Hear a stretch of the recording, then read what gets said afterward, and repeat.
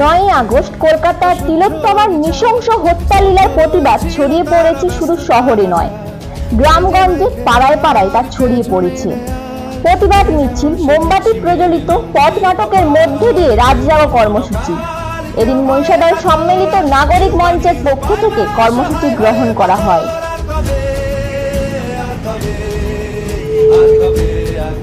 আগুনের পরশমণি ছোঁয়াও প্রাণ, এ জীবন পূর্ণ করো, এ জীবন পূর্ণ করো দহন দানে,